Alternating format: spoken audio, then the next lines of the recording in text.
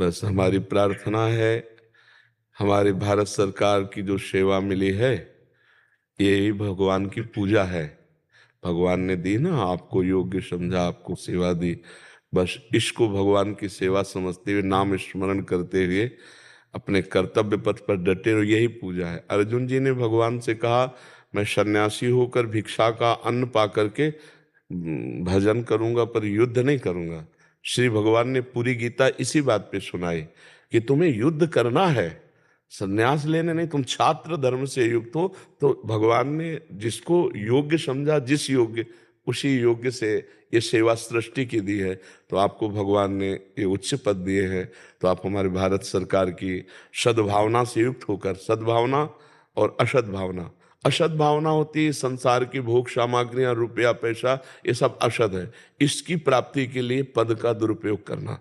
और सद्भावना, चाहे भूखा रहना पड़े, चाहे चार लोग निंदा करें, पर जितना हमारा अधिकार, अधिकार के अनुसार हम दोषी को ही दंड देंगे और जो निर्दोष है उसको बख्शेंगे उसको। तो फिर ये दो प्रकार से असद भावना हमारे ऊपर हावी हो जाती है, एक भय और एक प्रलोभन। जो भय और प्रलोभन का त्याग करके अपने कर्तव्य का पालन करता है, उसको अलग से आरती करने की जरूरत नहीं। वो भगवान की पूजा में रात दिन रहता है। भगवान सत्य सच्चिदानंद है, वो सनातन है, वो सत्य नारायण है। वो देख रहे हैं अपने कर्तव्य का इसी से खुश है भगवान। बस बीच बीच में भगवान का स्मरण करता रहे, क्योंकि भगवान ने आदेश किया, मामुनिस्मर युद्ध च, मेरा स्मरण और युद्ध करते। बहुत बढ़िया सेवा मिली आपको, आप सबको बहुत बढ़िया सेवा मिली। जो जहां जिस कर्तव्य पे है, अपने धर्म का पालन करते हुए और भगवान का स्मरण करे, उसे अलग से कहीं कोई पूजा करने की जरूरत नहीं।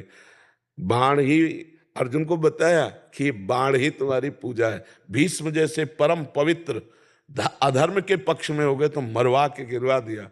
गुरु द्रोणाचार्य जी का गला कटवा दिया। सत्य के लिए भगवान तत्पर रखते हैं। तो आपको बहुत बढ़िया सेवा मिली है। आप इसी सेवा को तत्परता पूर्वक करते हुए भगवान के स्मरण में रहिएगा, क्योंकि जीवन का परम लाभ भगवत प्राप्ति है। अब हम कम से कम जितनी ऊंचाई पर आ गए, इससे नीचे ना उतरे। 83,99,999 योनियां हैं, इनमें सर्वश्रेष्ठ मनुष्यों में भी सर्वश्रेष्ठ पदों के आप अधिकारी हैं। अब इससे नीचे गिरना आपके लिए उचित नहीं रहेगा। आप ऐसे स्मरण परायण रहिए कि और मनुष्य भी बनावे ना भगवान हमें, तो और उच्च पद, भारत की उच्च सेवाएं मिले, लेकिन हम नीचे की गतियों में ना जाए, ऐसा हम प्रयत्नशील रहे। महाराज जी, मंदिर आदि जाने की भी जरूरत नहीं है, कहीं कुछ करने की जरूरत नहीं, जो कर्म अच्छी से। बात तुम्हें कहते हैं।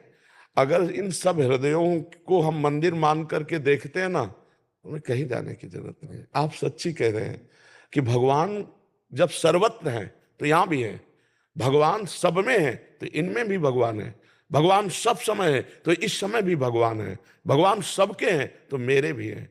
तो क्या मंदिर में ही केवल भगवान है? जबकि हमारी आस्था का विषय है मंदिर, पर हम उसको निषेध नहीं कर रहे, पर ये कह रहे यदि नहीं जा रहे तो हम ये नहीं कह सकते कि भक्त नहीं है। वो हर हृदय मंदिर में भगवान देख रहा हो तो जरूरी। अब मंदिर में है और भगवान को भगवान नहीं मान रहे, रुपये की आकांक्षा, अन्य भोगों की आकांक्षा, तो क्या उनका मंगल, क्या वो भगवत प्राप्त हो जाएंगे? विचार करके देखिए। भगवान के समीप रहते हुए भी भगवान को नहीं पहचान पाए यदुवंशी, सब यदुवंशी दुर्योधन को भगवान समझा रहे लेकिन नहीं समझ में आए। अगर हमारा विचार, हमारा विवेक, हमारे आचरण, हमारे चरित्र पवित्र हैं, वो खुद मंदिर है।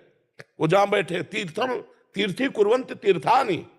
गंगा जी जब भगीरथ जी के द्वारा भूतल पर आने को हुई तो दो प्रश्न रखे कि मैं ब्रह्मलोक से गिरूंगी, सीधे रसातल पहुंच जाऊंगी, मृत्युलोक में रोकेगा कौन?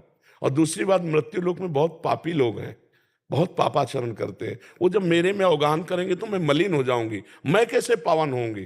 तो एक प्रश्न का उत्तर तो देवादिदेव महादेव जी ने, जटा कटा संभ्रमम भ्रमण नीलम पे निर्झरी विलो लवी चिवल्लरी विराजमान मूर्धनी, खोल दी जटा और गंगा जी को बांध दिया और एक धारा निकाली।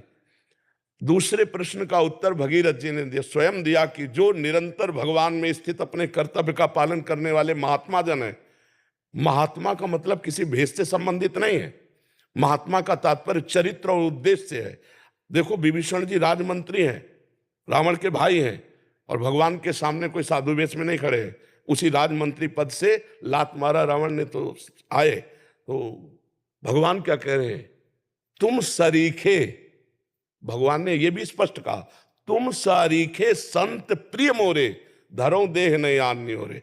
तुम्हारे जैसे महात्माओं को मैं बहुत प्यार करता हूं और उसी प्यार से वशीभूत होकर मैं अव्यक्त परमात्मा व्यक्त रूप धारण करता हूं। तो ये साधुता, ये महात्मा पैंट शर्ट में भी हो सकता है, क्योंकि आचरण अगर महात्मा के नहीं है तो फिर पाखंड किसे कहते हैं, फिर दम्भ किसे कहते हैं, फिर छल किसे कहते हैं, कपट किसे कहते हैं। आचरण और उद्देश्य महात्मा बनाता है। जिसका उद्देश्य महान है वो महान आत्मा है, और जिसका उद्देश्य निम्न कोटि का है वो कितने भी बड़े भेष में हो, मार के फेंक दिया हनुमान जी ने काल नेमी को, वो भी तो महात्मा को रूप धारण किए था। रूप से क्या होता है, उद्देश्य सही नहीं था तो हनुमान जी ने मार डाला उसे। और विभीषण जी को कह रहे भगवान श्री राम जी, तो और शंकर जी प्रमाणित